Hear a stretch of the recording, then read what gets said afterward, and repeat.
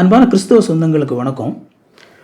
சமீபத்தில் சகோதரர் மோகன் சி லாசரஸ் அவர்கள் பேசிய ஒரு காணொலி ஒன்று இணையத்தில் பார்க்க நேர்ந்துச்சு. சோஷியல் மீடியாவில் ரொம்ப வைரலாக அது பகிரப்பட்டு வருது. அதில் பார்த்தீங்க அப்படின்னா, அவர் பிரசங்கம் பண்ணக்கூடிய நபர்களை, கடவுளுடைய வார்த்தையை பேசக்கூடிய நபர்களை மிகவும் இழிவாக பேசுவதையும், திருச்சபைகளை அவர் மிகவும் மட்டுப்படுத்தி பேசுவதையும் அதில் பார்க்க முடியுது. ஸோ அந்த வீடியோவில் அவர் சொல்லியிருக்கிற ஒரு சில வார்த்தைகள் அது எனக்குள்ளாக ஒரு சில சந்தேகங்கள் எழுப்புது. அதனால் நான் நேரடியாகவே அவரிடத்துல ஒரு சில கேள்விகளை நான் கேட்கணும்னு சொல்லி ஆசைப்பட்றேன். என்னுடைய தரப்பிலிருந்து நானும் ஒரு சில விளக்கங்களையும் நான் கொடுக்கணும் அப்படின்னு சொல்லி நான் ஆசைப்படுறேன். ஸோ முதலாவது அந்த வீடியோ நம்ம பார்த்துடலாமா? ஆனால் பவுல்கள் எங்கே, பேதுருக்கள் எங்கே? வெறும் பிரசங்கம் பண்ணுகிற ஊழியர்கள் தான் இருக்கிறாங்க. வெறும் பிரசங்கம் பண்ணுகிற ஊழியர்கள் தான் இருக்கிறாங்க. வெறும் பிரசங்கம் பண்ணுகிற ஊழியர்கள் தான் இருக்கிறாங்க. வெறும் பிரசங்கம், வெறும் பிரசங்கம். இன்றைக்கு உங்க சர்ச்சுக்குள்ள தேவனுடைய வல்லமை எங்கே? வல்லமில்லாத சபைக்கு எதுக்கு போறீங்க? வல்லமில்லாத சபைக்கு எதுக்கு போறீங்க?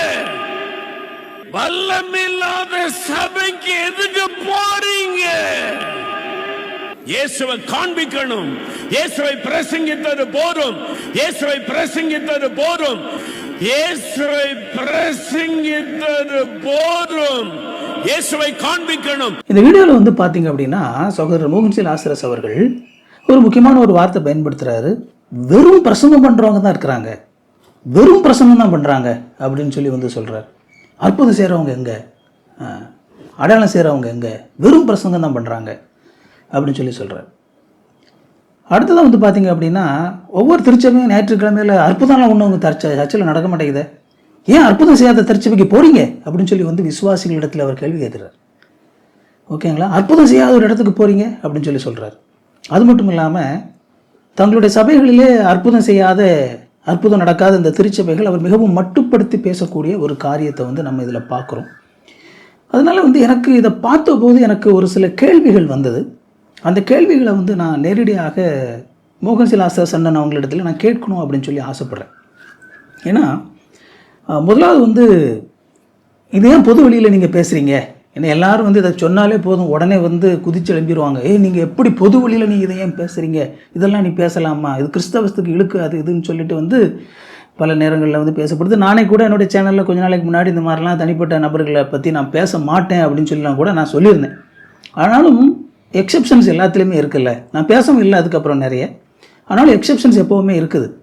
ஸோ அதனால் இந்த வீடியோவில் உள்ள ஒரு சில விஷயங்கள் இது மிக ரொம்ப மக்களால் ரொம்ப அதிகமாக பார்க்கப்படுறது மட்டும் இல்லாமல், இந்த வீடியோ பார்த்திங்க அப்படின்னா ஏதோ அவர் சொல்கிறத மட்டும் நான் கேள்வி கேட்க விரும்பாமல், இப்படிப்பட்ட ஒரு ஐடியா கிறிஸ்தவ மக்கள் மத்தியில் இதுக்கு முன்னாடியும் விஷமத்தனமாக பரப்பப்பட்டது, இப்பவும் அது விஷமத்தனமாக பரப்பப்பட்டு கொண்டு இருக்குது. இதில் இந்த பிரசங்கம் அப்படிங்கிறது அது அவரை மட்டும் ரெப்ரசன்ட் பண்ணலை, மாறாக அது ஒரு குறிப்பிட்ட ஒரு ஐடியாவை ஒரு குறிப்பிட்ட விதத்தில் கிறிஸ்தவத்தை அணுக நினைக்கிற நபர்கள் அது ரெப்ரசன்ட் பண்ணுது. அதனால தான் நான் அதை முதலாவது இதை நான் அட்ரஸ் பண்ணணும்னு நினைக்கிறேன். ஒன்று. ரெண்டாவது, இப்போது பொது வழியில் அவங்க பேசுகிறாங்க, இது பொது வழியில் தான் பகிரப்படுது. அதே விஷயத்தை நம்ம பொது வழியில் அதுக்கான விளக்கத்தை நம்ம கொடுக்கறது தப்பு இல்லை. ஏன்னா இது பார்த்திங்க அப்படின்னா நம்ம ஒரு மக்களாட்சியில் இருக்கிறோம். இப்போ கொஞ்ச நாளைக்கு முன்னாடி திருநெல்வேலியில் ஒரு மிகப்பெரிய ஒரு நிகழ்ச்சி, கிறிஸ்மஸ் நிகழ்ச்சி ஒன்று நடத்தினாங்க. அதில் மோகன் சி லாசரஸ் அண்ணன் அவர்களும் அவங்களுடைய பிஸ்னஸ் பார்ட்னர் பால் தினகரன் அவர்களும், பிஸ்னஸ் பார்ட்னரோ பிஸ்னஸ் எதிரியோ அது உங்களுக்கும் கடவுளுக்கும் தான் வெளிச்சம், எல்லாரும் நின்று எல்லாம் அவங்க தான் முன்னாடி நின்று அவங்க தான் கிறிஸ்தவத்தை ரெப்ரசன்ட் பண்ணுற மாதிரி. ஓகேவா? கிறிஸ்தவர்கள் எல்லாருக்காகவும் ஒரு மீட்டிங் நடக்குது, அதில் யார் முன்னாடி நிற்கிறான்னு சொல்லி பார்த்தீங்க அப்படின்னா இவங்க 2 பேர் தான் நிற்கிறாங்க. அப்போ நாங்கள் தான் கிறிஸ்தவத்தை ரெப்ரசன்ட் பண்ணக்கூடிய ஆட்கள் தமிழ்நாட்டில் அப்படிங்கிற ஒரு ரெப்ரசன்டேட்டிவ் ஃபிகர்ஸாக இவங்க 2 பேரும் இருக்கிறத நம்ம பார்க்குறோம். அப்போ மோகன் சி லாசரஸ் அண்ணன் அவங்களும் முக்கியமான ஒரு ஆளாக நிற்கிறாங்க. அப்போ நீங்கள் அந்த மாதிரி ஒரு பொது இடத்துல, அரசியல்வாதிகள் இடத்துல, ஒரு அரசியல் நிகழ்வு நடக்கக்கூடிய இடத்துல நீங்களும் அங்கே போய் கிறிஸ்தவத்தை நாங்கள் ரெப்ரசன்ட் பண்ணக்கூடிய ஒரு சூழல் நீங்கள் போகும்போது, எப்படி அரசியலில் ஒரு சில விஷயங்கள் நடக்குமோ அதே மாதிரியான விஷயங்களை நம்ம கிறிஸ்தவத்திலையும் நம்ம செய்ய வேண்டியது தான் இருக்குது. இப்போ உதாரணத்துக்கு முதல்வர் மு க ஸ்டாலின் அவர்கள் ஒரு கருத்து சொன்னாங்க அப்படின்னா அது தவறு அப்படின்னு சொல்லி அதை எதிர்த்து வந்து எடப்பாடி பழனிசாமி ஐயா அவர்கள் வந்து சொல்லுவாங்க, அவர் சொன்னது தப்பு, அது அப்படி கிடையாது, இவங்க செய்கிறது தப்பு அப்படின்னு சொல்லி பொது வெளியில் வந்து பேசுவாங்க. ஒரு சீமான் அவர்களை எடுத்துக்கிட்டோம் அப்படின்னா அவர் வந்து இந்த மாதிரி வந்து ஒரு இது இருக்குது, இது தப்பு, அவர் செஞ்சது தப்பு அப்படின்னு சொல்லி ஒருத்தருக்கு ஒருத்தர் வந்து அவங்க செய்யக்கூடிய கருத்துக்கள், அவங்க சொல்லக்கூடிய கருத்துக்கள் இருக்கிற தவறுகளை வந்து அவங்க சுட்டி காட்டுவாங்க. தங்களுடைய கருத்துக்கள் இருக்கிற நியாயத்தையும் அவங்க எப்போவுமே எடுத்து சொல்லுவாங்க. இது அரசியலில் சாதாரணமாக நடக்கக்கூடிய விஷயம். நேற்று கட்சி ஆரம்பித்த விஜயண்ணா முதற்கொண்டு சிஎம் சார் இப்படி செய்யலீங்களே சார், சிஎம் சார் நீங்கள் இப்படி சொல்கிறீங்களே சார் அப்படின்னு சொல்லி கேள்வி கேட்குறார். அப்போ அந்த உரிமை இருக்குது பாருங்கள். நமக்கு ஒரு சாதாரண நபருக்கும் யாரையும் இப்போ அவங்களுடைய மதிப்பை குறைக்காமல் வந்து நாம் அவங்க என்ன சொன்னாங்க அப்படிங்கிறத கேள்வி கேட்பதற்கும் தங்களுடைய தரப்பு நியாயங்களை தெளிவுபடுத்துவதற்குமான ஒரு உரிமை அப்படிங்கிறது நமக்கு கொடுக்கப்பட்டிருக்கு. அது அடிப்படை உரிமை பாருங்கள், நமக்கு சட்டத்தில் கொடுக்கப்பட்டிருக்கிற உரிமை. ஓகேங்களா? பேச்சுரிமை அப்படிங்கிறது, கருத்துரிமை இல்லையா, அது இருக்குது. அப்போது ஒரு நபர் வந்து நீங்கள் கிறிஸ்தவத்தை நாங்கள் தான் ரெப்ரசன்ட் பண்ணுறோம் அப்படின்னு சொல்லி நீங்கள் முன்னாடி போய் ஒரு அரசியல்வாதிகள் மத்தியில் நிற்கும் போது அதே மாதிரி எப்படி அரசியலில் இந்த மாதிரியான ஒரு பழக்கங்கள் பின்பற்றப்படுதோ அதே மாதிரி நாங்களும் பொது வெளியில் நீங்கள் சொல்லக்கூடிய கருத்துக்கள் சரியானது தானா தவறானது தானா அப்படிங்கிறத ஆதரித்து பேசுவதற்கும் மறுத்து பேசுவதற்குமான உரிமை வந்து என்ன செய்யப்பட்டிருக்குது அப்படின்னா கொடுக்கப்பட்டிருக்குது. அதனால் பொது வெளியில் ஏன் பேசுகிறீங்க அப்படி இப்படின்லாம் குதிக்காதீங்க, சரியா? அது யார் வேணாலும் பேசலாம், அதை பற்றி பிரச்சனை இல்லை. அண்ட் அகெயின் இது ஏதோ ஒரு நபரை பற்றி பேசுகிறதில்ல, ஒரு ஐடியா. இந்த மாதிரி ஒரு ஐடியா 20-30 வருஷத்துக்கு முன்னாடியே பரப்பப்பட்டுச்சு. ஓகேங்களா? அப்படி பரப்பப்பட்டு அந்த ஐடியாவை அந்த விஷமத்தனத்தை அந்த விஷத்தை கிறிஸ்தவ மக்கள் மனதிலே விதைத்து அதை வந்து அறுவடை பண்ணி பல பேர் வாழ்ந்தாங்க இல்லையா, கோடிகளில் புரண்டாங்க. ஸோ அதே விஷயத்தை தான் வந்து இந்த வீடியோலையும் வந்து ரெப்ரசன்ட் பண்ணுறதை நம்ம பார்க்குறோம். முதலாவது வந்து அந்த வெறும் பிரசங்கம் பண்ணுறவங்க தான் இருக்கிறாங்க அப்படின்னு சொல்லி சொல்கிறார். நாங்கள் வந்து வெறும் பிரசங்கம் பண்ணுறதாக நாங்கள் நினைக்கல. நானும் என்ன மாதிரி பல நபர்களும் இந்த மாதிரி ஆண்டவருடைய வார்த்தை, கடவுளுடைய வேதத்தை நாங்கள் எடுத்துக்கொண்டு இந்த வேத வசனங்களில் இதில் உள்ள எழுதப்பட்டிருக்கிற அந்த வார்த்தைகளிலே வல்லமை இருக்கிறது, கடவுளுடைய வார்த்தை வல்லமை உள்ளது அப்படிங்கிறத நம்பி நாங்கள் பிரசங்கம் பண்ணுறோம். வெறும் பிரசங்கம் பண்ணலைங்க. அதனால் நீங்கள் எப்படி மோகன் சிலாஸ்தர் சன் அவங்க இடத்துல நான் கேட்க விரும்புகிறது என்ன அப்படின்னா, நீங்கள் எப்படி வந்து வெறும் பிரசங்கம் பண்ணுறீங்க அப்படின்னு சொல்லி சொல்லலாம். நீங்கள் இந்த மாதிரி வெறும் பிரசங்கம் பண்ணுறீங்க அப்படின்னு சொல்லி சொல்கிறதுனால நீங்கள் என்ன சொல்ல வர்றீங்க? ஆக்சுவலாக வெறும் பிரசங்கம் பண்ணுறாங்கன்னா இந்த மாதிரியான கடவுளுடைய அற்புதம் எதுவும் பண்ணாமல், அதிசயம் அற்புதமெல்லாம் எதுவும் நடத்தாமல், ஸ்டேஜில் வந்து எதுவும் பிரம்மாண்டமாக எதுவும்லாம் பண்ணாமல் இந்த வசனத்தை எடுத்துக்கொண்டு போய் இதில் உள்ள வார்த்தைகளை மட்டும் பேசக்கூடிய பிரசங்கியார்களை பற்றி நீங்கள் என்ன கருத்து சொல்ல வரீங்க? அந்த அந்த அந்த பிரசங்கத்தில் யூஸ்லெஸ் ஃபெல்லோஸ் அப்படின்னு சொல்லி சொல்கிறீங்க, அப்படி தானே? வெறும் பிரசங்கம், யூஸ்லெஸ் ஃபெல்லோஸ், வசனத்தை சும்மா பேசிட்டு உட்காந்துருக்காங்க. என்ன பிரயோஜனம் இருக்குது இவங்களால? ஒரு பிரயோஜனமும் இல்லை, வெட்டி பயல்க, அப்படி தானே சொல்கிறீங்க.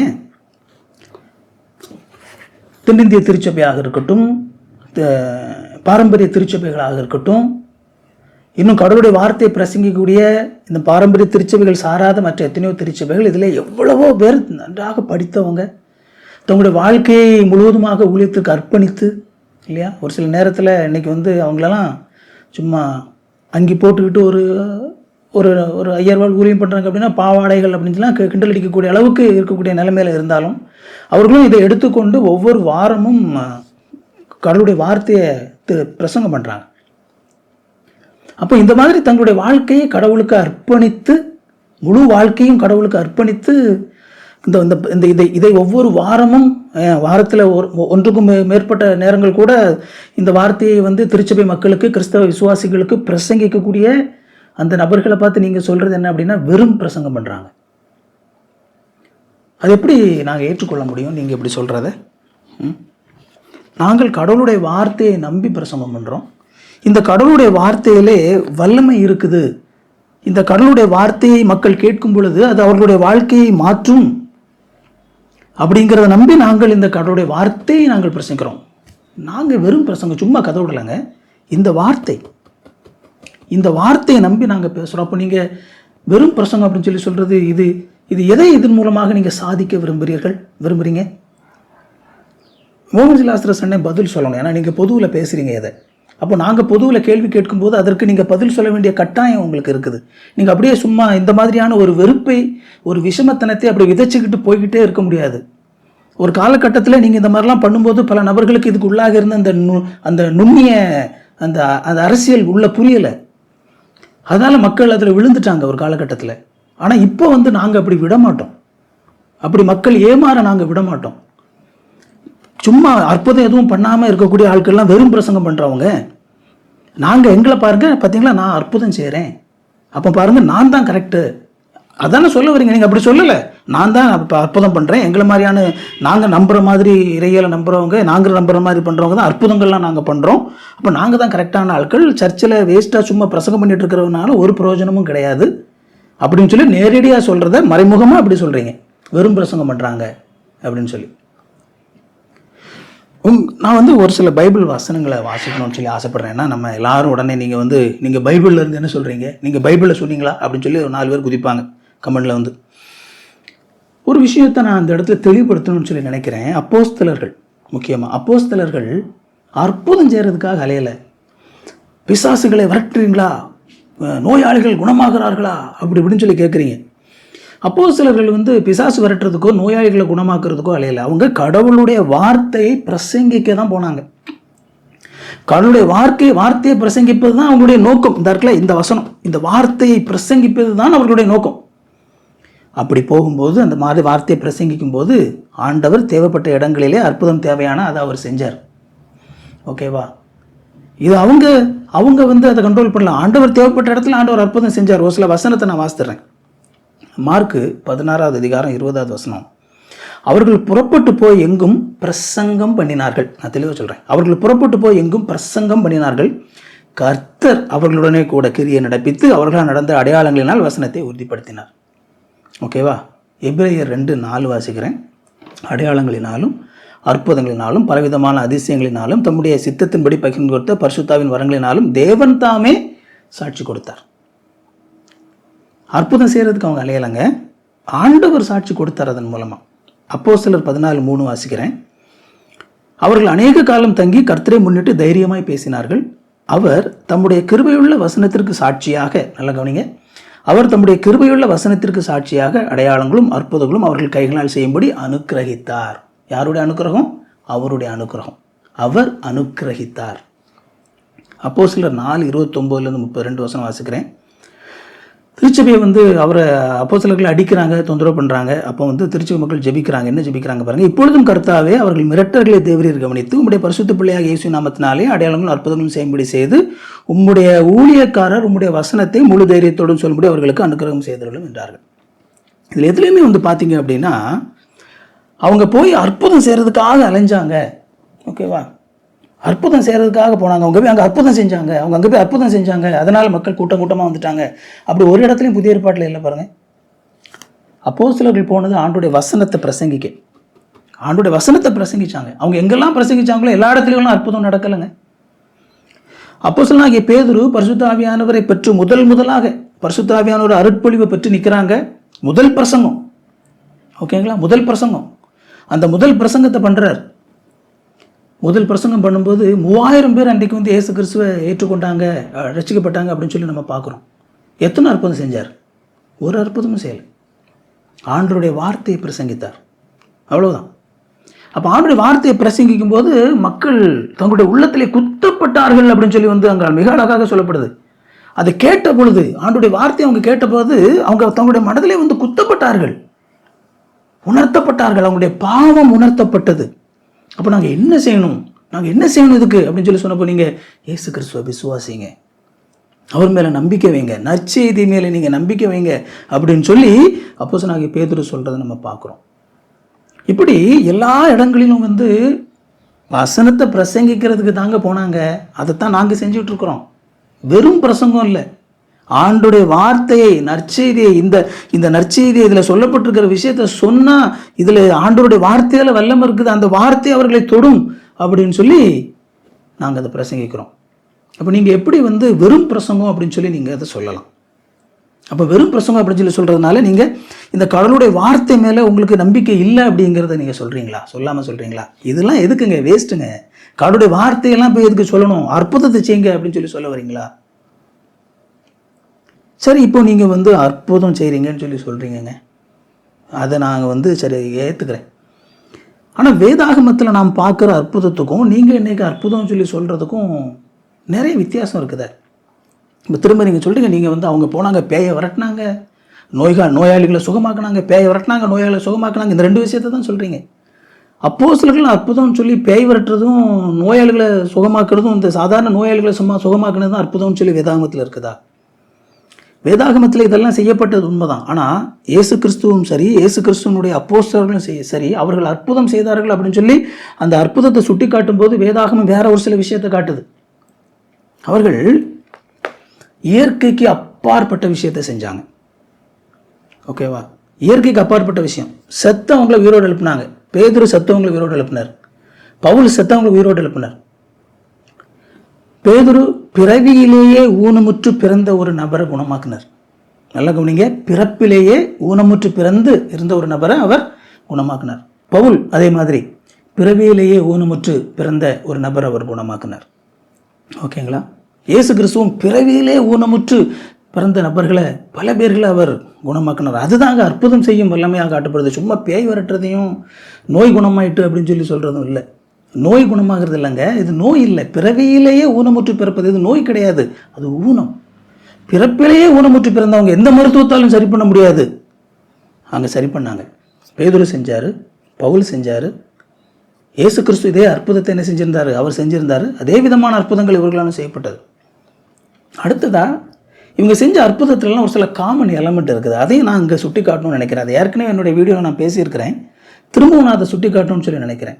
முதலாவது, இது எல்லாமே இயற்கைக்கு அப்பாற்பட்டது, இயற்கையால் விவரிக்க முடியாது, பிறவியிலே இப்போ குணமாக்குறது. அடுத்ததாக பார்த்தீங்க அப்படின்னா, இவங்க குணமாக்கும்போது இம்மிடியேட்டாக நடந்துச்சு. அது இம்மிடியேட், அந்த வார்த்தை உடனடியாக. நீங்கள் எங்கெல்லாம் அற்புதம் நடக்குதோ அங்கெல்லாம் அந்த பகுதியில் பார்த்தீங்க அப்படின்னா ஒரு வார்த்தை திரும்ப திரும்ப வரும். உடனடியாக, உடனடியாக, உடனடியாக. அதாவது பிறவியிலேயே ஊனமுற்று பிறந்த நடக்க இயலாத ஒரு நபர் இருக்கிறாரு.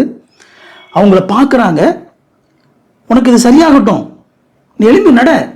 டக்குன்னு எழும்பி நடந்துடுறாங்க, கண்ணு முன்னாடி இம்மீடியட்டாக நடக்குது.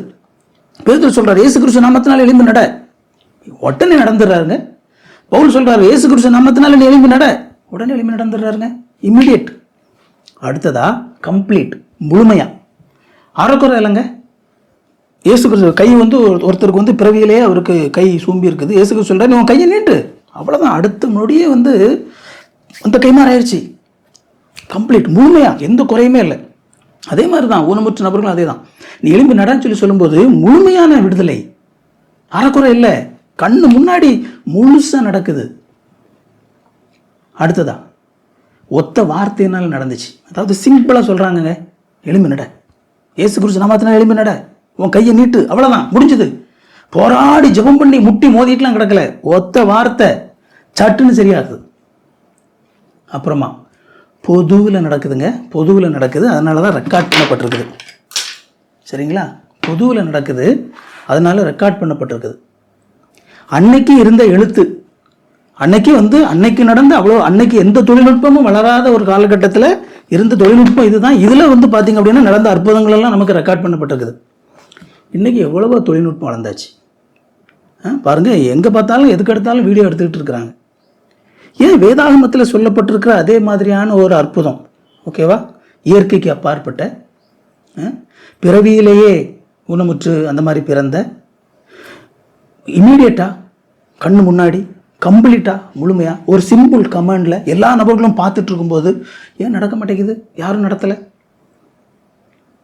ஏன் அது இன்னைக்கு ஒன்றும் ரெக்கார்ட் பண்ணப்படலை? கண்ணு முன்னாடி ஒரு பிறவியிலே இருந்த நபர் எழும்பி நடப்பா அப்படின்னு சொல்லி நடக்கும்போது அப்படியே அவர் எழும்பி நடக்கிறாரு. அது ஒரு வீடியோ எடுத்திருந்தா அது எங்கெல்லாம் உலகத்தில் யார் வேணாலும் பார்த்து பிரமிப்பாங்களே, ஏப்பா எப்பேற்பட்ட அற்புதம். இப்போ நான் ஒரு கேள்வி கேட்குறேன், நாங்கள் அற்புதம் செய்கிறோம் அப்படின்னு சொல்லிட்டு உங்களை நீங்கள் பெருமைப்படுத்திக்கிறீங்க. ஏன்னா இந்த பேய் விரட்டுறதையும் வயிற்று வலியும் காய்ச்சலையும் சரியாக்கி விட்றதையும் நாங்கள் பெரிய அற்புதம் செய்கிறதா அப்படின்னு சொல்லிட்டு இதை ஒரு அற்புதம் செய்கிறதா நீங்கள் காட்டிட்டு மற்றவங்களாம் அற்புதம் செய்யாதவங்கன்னு சொல்லி அவங்கள இழிவாக நீங்கள் பேசுகிறீங்க. நான் ஒரே ஒரு கேள்வி கேட்குறேன். இந்த வேதாகமத்தில் சொல்லப்பட்டிருக்கிற இந்த விதமான எத்தனை அற்புதத்தை நீங்கள் செஞ்சுருக்கீங்க? ஒரு ரெக்கார்டு இருக்குமா? ஒரு வீடியோ, ஒரு ப்ரோக்ராம் விடாமல் வீடியோ எடுக்கிறீங்களே, ஒரு ப்ரோக்ராம் விடாமல் வீடியோ எடுக்கிறீங்க. இப்படி எத்தனை அற்புதத்தை நீங்கள் செஞ்சுருக்கீங்க? காட்டுங்க. ஏன்னா எவ்வளோ கேமரா இருக்குது, சுற்றி வச்சு கேமரா வச்சு வீடியோ எடுக்கிறீங்க கண்ணு முன்னாடி. சரி, இது எவ்வளோ ஒரு மாயமானமான ஒரு விஷயம். அப்படி என்ன அற்புதத்தை நீங்கள் செஞ்சிட்டீங்க அப்படின்னு சொல்லிட்டு மற்ற திருச்சபைகளை வந்து நீங்கள் அற்புதம் செய்யாத திருச்சபைகள் அப்படின்னு சொல்லிட்டு வந்து நீங்கள் இழிவாக பேசுவதற்கு எப்படி வந்து அது எப்படி சரியான ஒரு விஷயமா இருக்கும்? நான் மரியாதையோட தான் கேட்குறேன். அப்போ நீங்கள் என்ன சொல்கிறீங்க? உங்களை அற்புதம் எங்கே? ஞாயிற்றுக்கிழமைகளிலே அற்புதம் நடக்காத திருச்சபைக்கு போகாதீங்க அப்படின்னு சொல்லி சொல்கிறீங்க. என்ன சொல்ல வர்றீங்க? அப்படியானா எந்த ஒரு அற்புதமும் செய்யாமல் நாங்கள் பாடல்களை பாடி கடவுளை தேடி ஜெபம் பண்ணிவிட்டு கடவுளுடைய வசனத்தை தியானித்து கொண்டு வரக்கூடிய ஒரு திருச்சபைக்கு அப்போ மக்கள் போகக்கூடாது, அப்படி தானே? அப்போ எங்கே வரணும்? அற்புதம் செய்கிறதாக நீங்கள் உங்களை காட்டுக்கிறீங்களா, அங்கே உங்களை தேடி வரணும், அப்படி தானே? அதானே நீங்கள் இம்ப்ளை பண்ண விரும்புகிறீங்க. நாசூக்கா நீங்கள் சொல்ல வர்றது என்ன? வெறுமனே வெத்து பிரசங்கம் பண்ணிட்டு இருக்கக்கூடிய திருச்சபை, இந்த வேஸ்ட்டு பயலுக, அங்கெல்லாம் அவங்கள தேடி போகாதீங்க, எங்களை தேடி வாங்க, இதுதானே நீங்கள் சொல்ல வர்றது. இப்போ இந்த மாதிரியான ஒரு விஷமத்தனத்தை நீங்கள் எப்படி நீங்கள் விதைக்கலாம்? எப்படி நீங்கள் வந்து இழிவாக பேசலாம்? கிறிஸ்தவத்தை ரெப்ரசன்ட் பண்ணுறதாக நீங்கள் ஒரு பெரிய ஒரு அரசியல் மீட்டிங்கில் முன்னாடி போய் நீங்கள் நிற்கிற நீங்கள் எப்படி நீங்கள் வந்து ஒரு பெருங்கூட்ட கிறிஸ்தவர்களை நீங்கள் இழிவுபடுத்தி பேசலாம்? வெத்து பிரசங்கம் பண்ணுறவங்க, அற்புதம் செய்ய வக்கில்லாத பயலுக அப்படின்னு சொல்லி நீங்கள் எப்படி பேசலாம்? எங்கே பார்த்தாலும் அற்புதங்கள் மூலமாக மட்டும்தான் கிறிஸ்தவம் பரவிச்சா? நீங்கள் சொல்லுங்க, அற்புதத்தை பார்த்த உடனே மக்கள் ஓடோடி வந்துடுவாங்க அப்படின்னு சொல்லி சொல்கிறீங்களே, அற்புதத்தை வச்சு தான் கிறிஸ்தவம் பரவிச்சா? இல்லையே.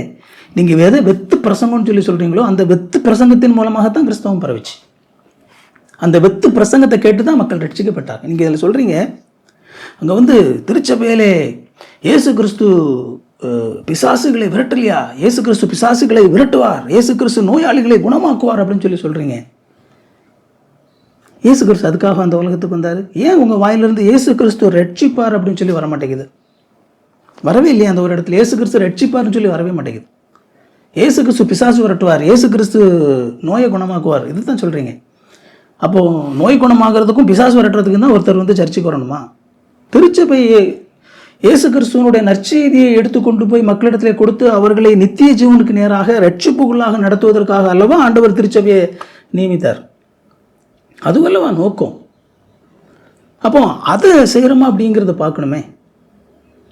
அது நடக்குதா அப்படிங்கிறதுலாம் முக்கியமானது. அற்புதம் நடக்குதா, அதிசயம் நடக்குதா அப்படிங்கிறதுல ரட்சிப்பு நடக்குதா அப்படிங்கிறதுல முக்கியமானது. அப்போ அங்கே ரட்சிப்பு நடக்கணுமா, நாங்கள் என்ன செய்யணும்? அங்கே வார்த்தை நற்செய்தி பிரசங்கிக்கப்படணுமே. நீங்கள் வந்து இனி பிரசங்கம் வேண்டாம் அப்படின்னு சொல்லி சொல்கிறீங்க. இயேசு கிறிஸ்துவை இனி பிரசங்கிக்க வேண்டாம், காட்டுங்க அப்படின்னு சொல்லி சொல்கிறீங்க. என்ன சொல்ல வரீங்க? பிரசங்கிக்க வேண்டாம் அப்படின்னா பிரசங்கிக்கலன்னா எப்படி கேள்விப்படுவாங்க?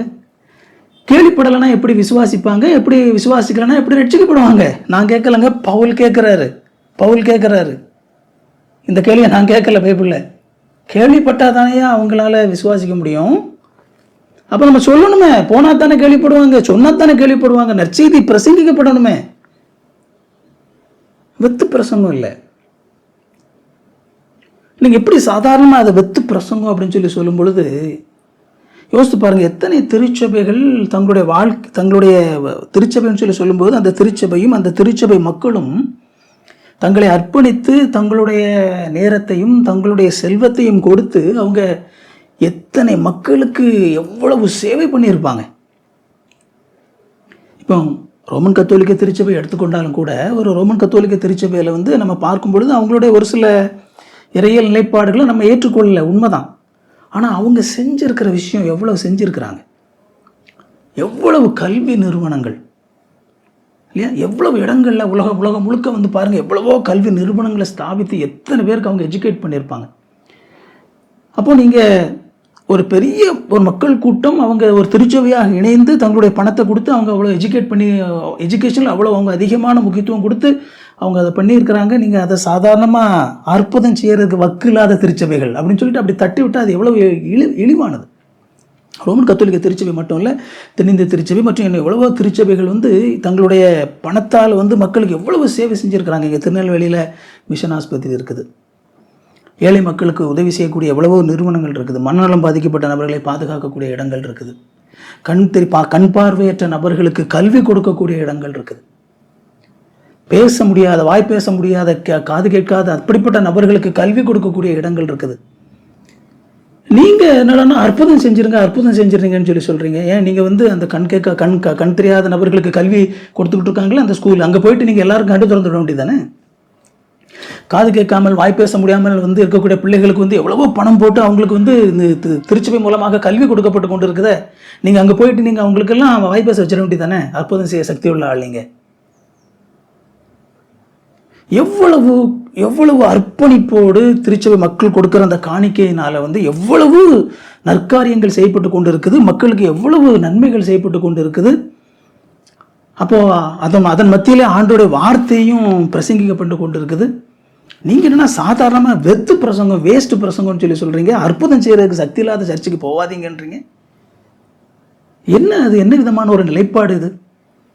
இது எவ்வளவு ஒரு தவறான ஒரு நிலைப்பாடு, எவ்வளவு விஷமத்தனமான ஒரு எண்ணம் இது.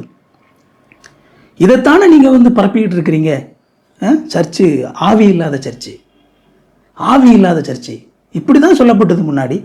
இப்படி சொல்லி தான் பெருங்கூட்டத்தை நீங்கள் உங்கள் பக்கம் இழுத்தீங்க. ஆவி இல்லாத சர்ச்சு, வேஸ்ட் ஃபெலோஸ் அப்படின்னு சொல்லி. ஒரு அற்புதம் செய்யலையே. வேதாகமும் அற்புதம் என்று சொல்லக்கூடிய ஒரு அற்புதத்தை கூட நீங்கள் செய்யாமல் அற்புதம் செய்வதாக ஒரு மாய பிம்பத்தை உருவாக்கி செய்யாத அற்புதத்தை செஞ்சதா சொல்லி பெருங்கூட்டத்தை இழுத்து என்ன சாதிச்சிங்க? தென்னிந்திய திருச்சபையாக இருக்கட்டும், ரோமன் கத்தோலிக்க திருச்சபையாக இருக்கட்டும், இப்படிப்பட்ட பெரிய பெரிய திருச்சபைகளுக்கு மக்கள் காசு கொடுத்த போது அது வந்து பார்த்தீங்க அப்படின்னா அது எவ்வளவோ சமூக நலனுக்காக அது பயன்படுத்தப்பட்டது. இன்னைக்கு ஒரு சில சலசலப்புகள், இன்னைக்கு ஒரு சில அரசியல்களில் இருக்கலாம், இல்லைன்னு சொல்ல வரல. ஆனால் எவ்வளவு அதன் மூலமாக ஊழியங்கள் செய்யப்பட்டிருக்குது. இன்னைக்கு பரிசுத்த ஆவியினாலே நிரம்பி நிற்கக்கூடிய நபர்களாக உங்களை நீங்கள் ப்ரெசென்ட் பண்ணிக்கிறீங்க.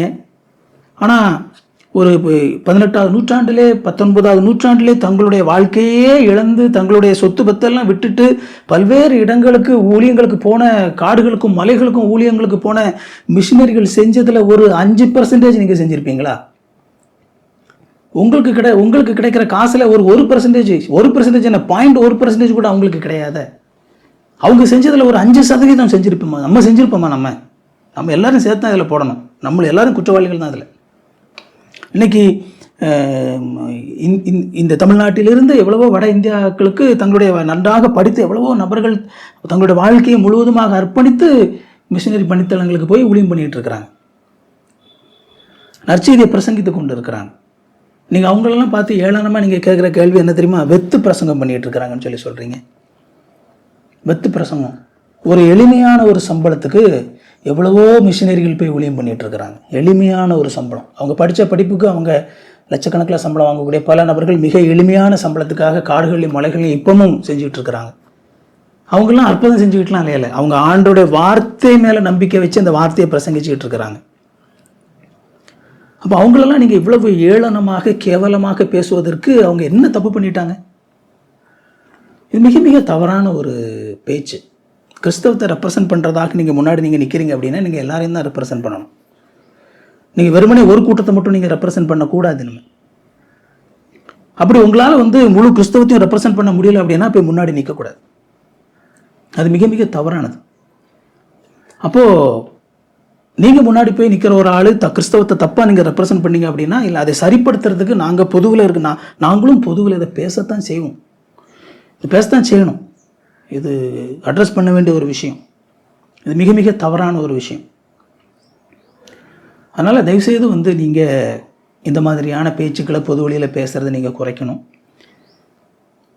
இவ்வளவு நூற்றாண்டுகளாக மிகப்பெரிய அருட்பணி ஆற்றி வரக்கூடிய திருச்சபையையும் அந்த திருச்சபையில் தங்களுடைய வாழ்க்கையை அர்ப்பணித்து பிரசங்கம் பண்ணி கொண்டு வரக்கூடிய பிரசங்கியார்களையும் இழிவாக பேசக்கூடிய அந்த மனநிலையை நீங்கள் மாற்றிக்கணும். அதுக்கப்புறமா காலங்கள் கடைசி ஆகிட்டுருக்குது. நீங்கள் உங்களால் முடிஞ்ச ஒரு சில உண்மைகளை வெளியாக பேசி ஒரு சில விஷயங்களை நீங்கள் வெளிப்படையாக நீங்கள் பேசுனீங்க அப்படின்னா நல்லது. நீங்கள் எவ்வளவோ காரியங்களில் என்னமோ பண்ணியிருப்பீங்க, பட் இருந்தாலும்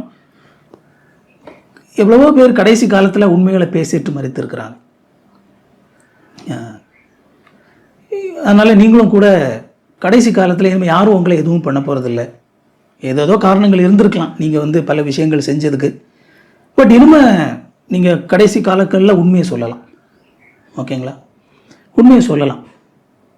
இன்னும் உங்களை சுற்றி இருக்கக்கூடிய ஒரு பெருங்கூட்டத்தை நீங்கள் இன்னும் அவங்கள பணக்காரங்க ஆக்கிறதுக்கும் இன்னும் அவங்கள செழிப்புக்குள்ளே, ஏன்னா அவங்க தான் வாழ்ந்துட்டு இருக்கிறாங்க. உங்களுக்கு இதனால் ஒன்றும் இல்லை, அவங்க தான் வாழ்ந்துட்டு இருக்கிறாங்க. ஒரு கூட்டம் உங்களை சுற்றி, ஒரு கூட்டம் உங்களை அண்டி, ஓகேவா, ஒட்டுண்ணி மாதிரி உங்களுக்கு சுற்றி ஒரு கூட்டம் இருந்து வாழ்ந்துகிட்டு இருக்குது. ஓகேங்களா? அவங்களுக்காக நீங்கள் இன்னும் கடந்து மாரடிக்க வேண்டிய அவசியம் கிடையாது. கடைசி காலங்களில் உண்மையை சொல்லலாம். ஓகேங்களா? மக்களுக்கும் தெரியட்டும். கண்டிப்பாக நீங்கள் அந்த செய்த தவறுகள் எல்லாமே ஒரு காலகட்டத்துக்கு மேலே எல்லாருக்குமே அழுத்தம். ஓகேங்களா? இப்படி செஞ்சிட்டோமே, இவ்வளோ பெரிய ஒரு தாக்கத்தை நம்ம தவறான ஒரு முன்னுதாரணத்தை ஏற்படுத்தி வச்சுருக்கிறோமே அப்படிங்கிற ஒரு எண்ணம் கண்டிப்பாக உங்களுக்குள்ளே இல்லாமல் இருக்காது அப்படின்னு சொல்லி நான் கருத்துக்குள்ளே நம்புகிறேன். அதனால் கடைசி காலங்களில் வெளிப்படையாக ஒரு சில உண்மைகளை நீங்கள் சொல்கிறதுல தப்பு இல்லை. பல நபர்கள் அதனால் பயனடைவாங்க அப்படிங்கிறதையும் நான் ஒரு அன்பான ஒரு விண்ணப்பமாக நான் அவங்ககிட்ட கேட்டுக்கிறேன். அது மட்டும் இல்லாமல் தயவுசெய்து இப்படிப்பட்ட விஷயங்களை நம்ம ஏளனமாக கேவலமாக திருச்சபையோ ஆண்டுடைய வார்த்தையை பிரசங்கிக்க நபர்களோ பேச வேண்டாம் அப்படின்னு சொல்லி உங்களை நான் பணிவோடு நான் கேட்டுக்கிறேன். இந்த வீடியோவை பார்த்த நபர்களுக்கும் இது ஒரு விழிப்புணர்வாக இருக்கும். இது வெறுமனே மோகன்சி லாசரஸ் அவர்களை மட்டும் குறிவைத்து பேசப்படுவதல்ல.